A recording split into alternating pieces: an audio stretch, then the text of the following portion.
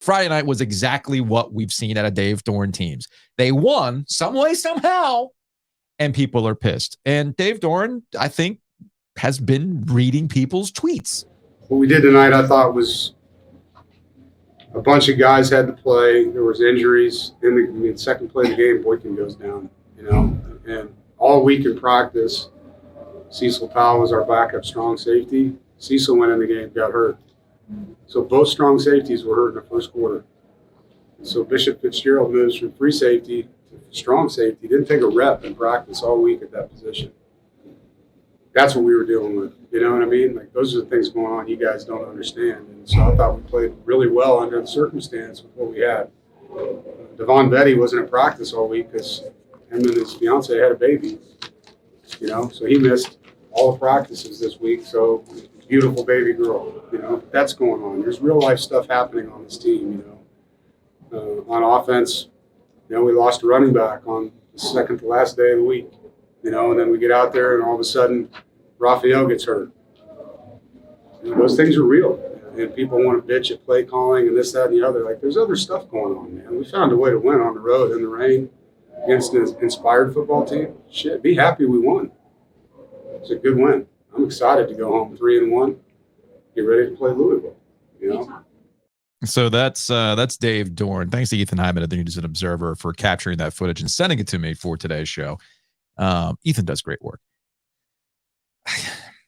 The injury stuff, that's coach speak. That part doesn't really move me in any way, shape, or form, because every coach has given that speech at some point in time. Here are all the things that you guys don't know what's going on. Every coach has done that. Cool, whatever.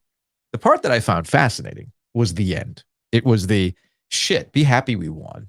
All right, I'll take 3-1. And I tweeted this out with some pushback, Joe, but I think Jamie won't let us put that on shirts, will he? What? Shit, be happy we won. I don't see why not. We could do like the little, the ampersand, the pound sign, the exclamation point, be happy with one. Actually, I'm thinking about a Notre Dame, play like a champion today to put behind me that says, shit, just be happy we put out a podcast today. All right. But I had tweeted this out and I got some pushback. It's like, that's Dave straight up admitting implicitly, man, I don't know what you thought this team was going to be, but I'm going to take it. I'm going to take any win we can get this year, because that's just the kind of season we have, which of course gets to the pushback, another form of pushback in that, well, how is a team rebuilding in year 11? It always seems like this team is rebuilding every single year. And it's like, whoa. Handle that. Whoa. First off, 99% of college football programs live this life. All right. And rebuilding is all relative to the success of a program. Like a rebuilding year at Alabama looks like this.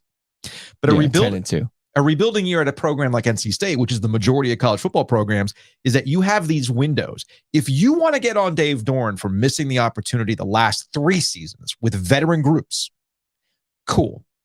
But if you want to get on Dave Doeren this year, I'm not seeing it. This is not the team to be mad at. No.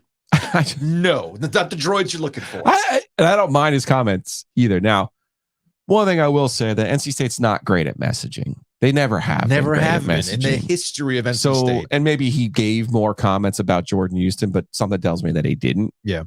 And this is the kind of thing that Dave Quick context. Jordan Houston, running back, before this game, it's announced that he's leaving the program, essentially. And Josh Goodson was on Picks and Pizza with me, was at practice. And he said Jordan Houston was with the ones at the last open practice, the last practice that the collective guys were allowed to go to. Jeez. Okay. So something happened there, but they're not explaining it. I suspect what happened was they said to him, hey, your role is going to be reduced going forward. And he said, okay, fine. I haven't played 4 games yet, so I'm going to redshirt and go play. I'm going to use my final year of eligibility somewhere else. Okay. Yeah. Like, there's nothing wrong with saying that. And just getting to the point about their messaging. Like, hey, we're going to redshirt MJ Morris this year. This is what we're trying to do. Like, they haven't really come out and said any of that either. And that's what kind of leads us to this discourse about what's going on with Brendan Armstrong, what's going on with MJ Morris. You know, the offensive line, is Dylan McMahon hurt? What is going on? They never explain themselves as to what's going on. So that would be my only frustration. Him being happy that they won the football game in the way that they did, he should be. He absolutely should be. It's okay, but it's also okay for fans to look at it and go, you just played a really, really, really, really average at best football team.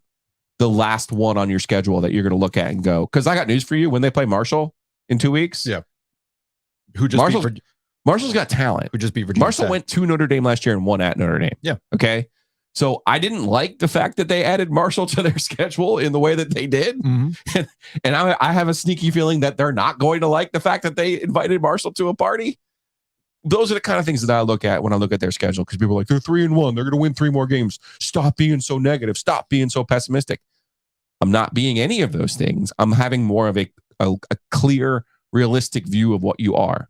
And I know that the transitive property doesn't always work, but NC State went to UConn and barely got out of there. Yeah. Duke just went to UConn and took their women and children. Like, that was a slaughter. So who do you want to be? Do you want to be the team that goes and handles their business? Or do you want to be the team that barely escapes against competition that, quite frankly, isn't great? And then you start looking at what's left for them, and it's fair to question it.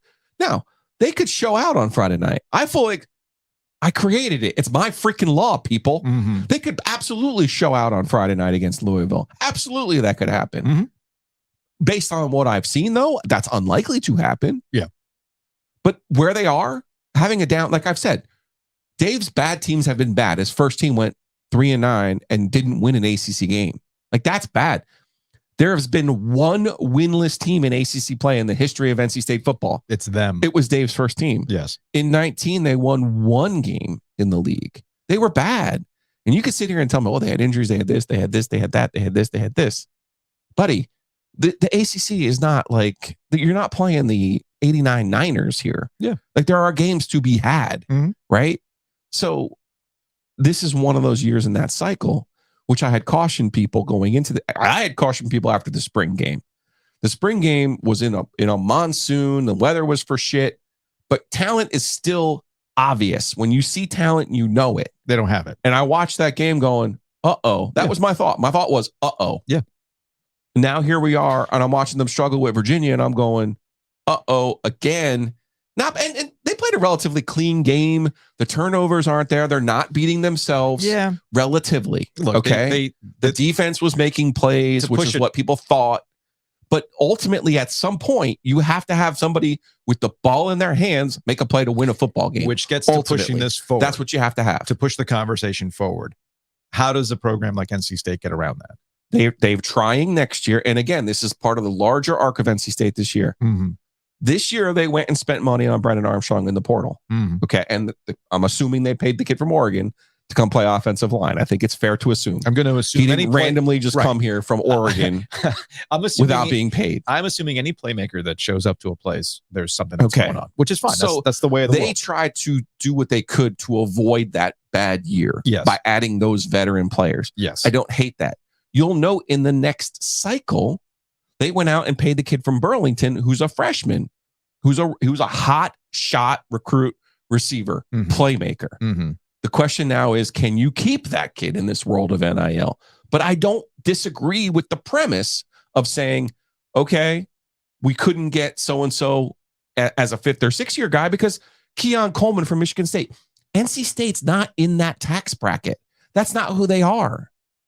So you have to either find bargain basement Belichick, knockoffs in the transfer portal, or you can try to get a kid like Jonathan Paylor, who you say, I'm in on the ground floor. I'm paying you early. We're going to take care of you. Let's see what happens from here. Also, when you have a player like that in recruiting, just as they saw with Drake Thomas, sometimes you get a guy and he goes and gets other guys. Yes. And that's how you get back to that 3rd and 4th year cycle. They're just in a spot right now that is not foreign for teams that are not named Ohio State, Alabama, Georgia. It's a reality of college football, even in the portal era.